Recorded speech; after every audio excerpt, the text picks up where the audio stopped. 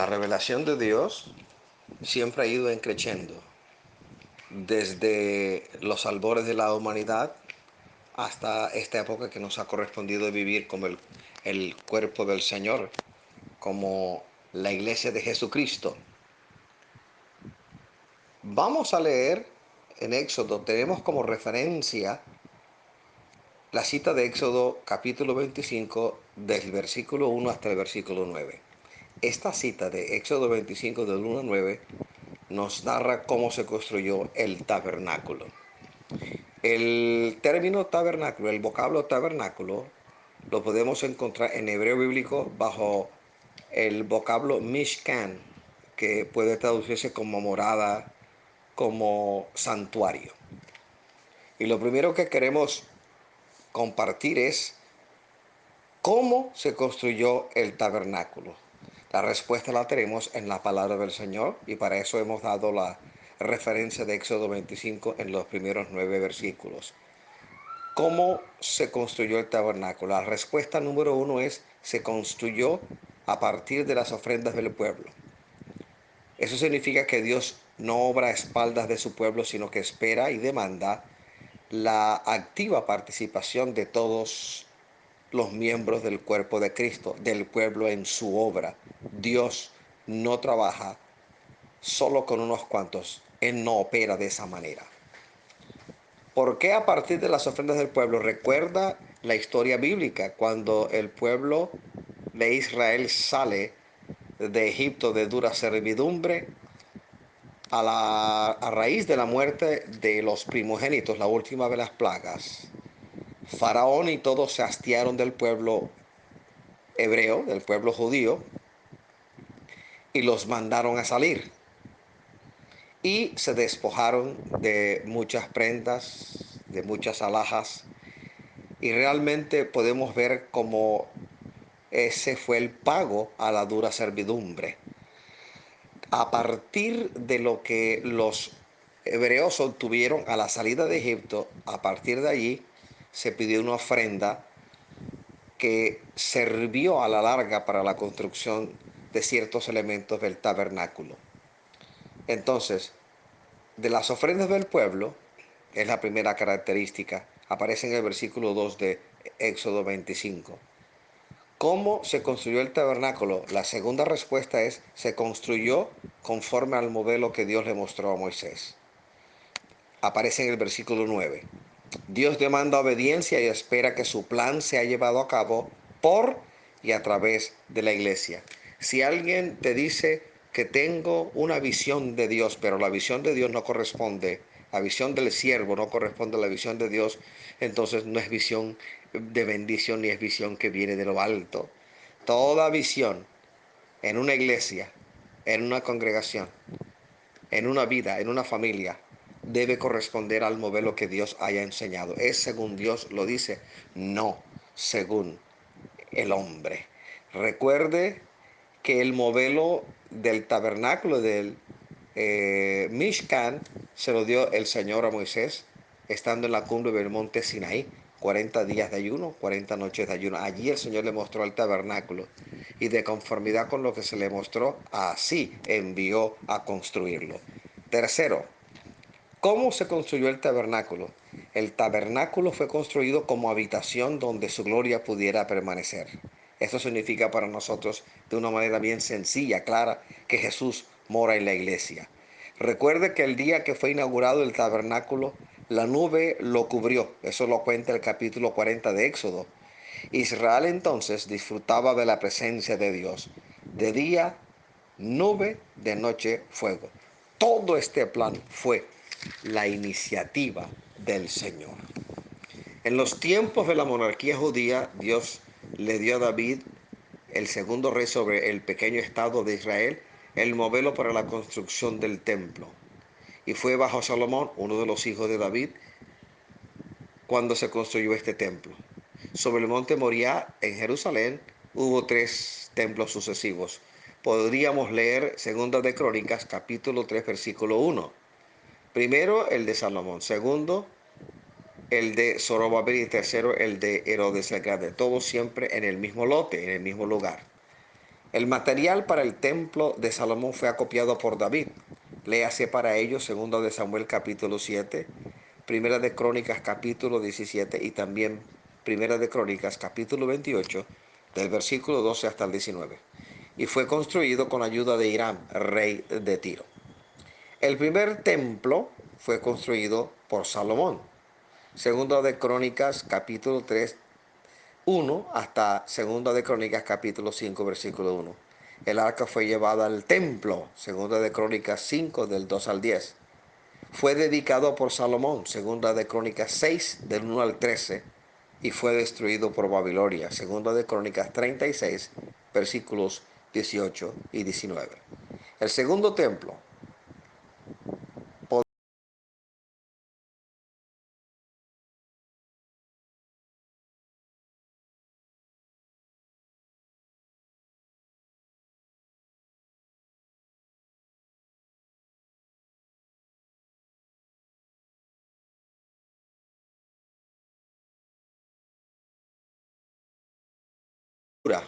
un llanto, un grito, una algarada, una algarabía, porque el llanto de muchos se confundía con el llanto de otros. Los ancianos que observaban en lontananza el templo, que vieron el templo de Salomón, lloraban porque veían feo al templo de Zorobabel. Decían que en este templo faltaban tantas cosas y no lo veían hermoso como el primero, y por lo cual lloraban triste y melancólicamente. Y en ese grito, en esa algarada o bullicio, los más jóvenes, la bulla, el ruido era producido sencillamente por el gozo de tener un templo construido. Alabados al Señor. Entonces, el tercer templo, por decirlo de alguna manera, no fue sino el que Herodes el Grande reparó y embelleció. Ese templo, reparado y embellecido por Herodes, es destruido en el año 70 de nuestra era por Tito, uno de los hijos del emperador de turno de Roma. Entonces tenemos la revelación del tabernáculo. Antes del tabernáculo, ¿qué teníamos o qué encontramos en la palabra? Se le reveló de parte de Dios a los patriarcas el modelo de un altar. Y cuando vemos el modelo de un altar, podemos ver tres partes constituyentes de este sacrificio, de este ritual. El lugar, el altar propiamente dicho. La víctima, el animalito que era sacrificado, y el agente del sacrificio, el sacerdote. Entonces, esos tres elementos los vemos cuando el Señor decide darle a Moisés la construcción del tabernáculo. Y los elementos del tabernáculo, los elementos de este Mishkan aparecen en el templo. Así que tenemos en el tiempo, de manera sucesiva, el ritual del sacrificio revelado por Dios a los patriarcas. Luego, de una manera más precisa, en los tiempos de la liberación del pueblo de Israel, de dura servidumbre en Egipto, encontramos la figura del tabernáculo llena de enseñanzas.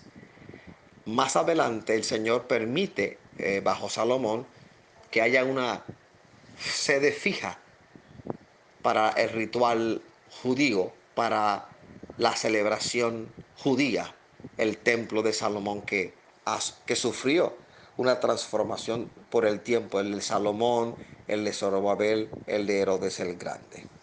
Y el significado para nosotros es sencillo. Todo eso no fue sino preparativo para lo que el Señor habría de hacer con nosotros. La iglesia como templo. Una de las misiones de la iglesia durante el tiempo de la iglesia es ser templo del Espíritu Santo.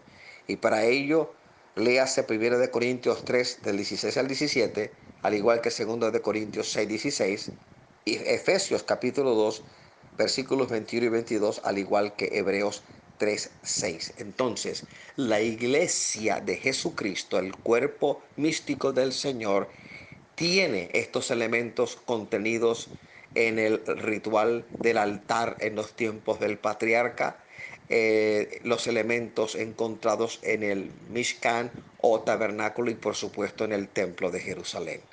Y en última instancia, al hablar de iglesia, tenemos que hablar de cada creyente.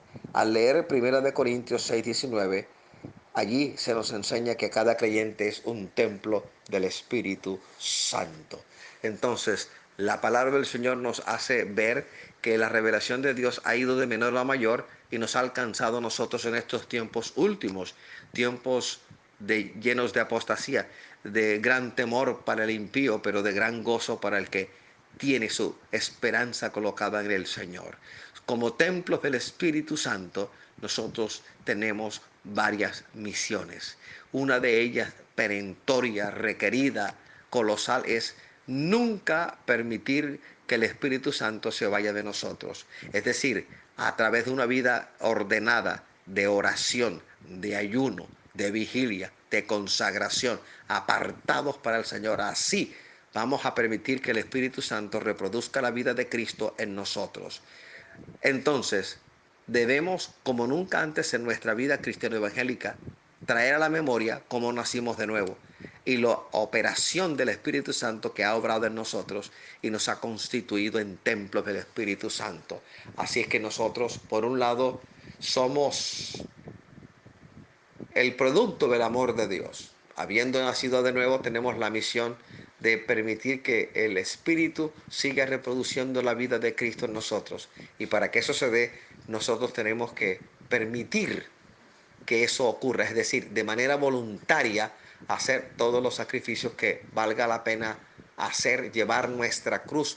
De hecho, el Señor cuando habla de los que quieren seguir a Cristo, la palabra es contundente: de todo aquel que quiera seguir en pos de mí, niéguese a sí mismo, tome su cruz y sígame. Y el Señor nos ha llamado en esta época de COVID-19 a seguir al blanco, a proseguir al blanco, a no hacer nada fuera de la voluntad del Señor.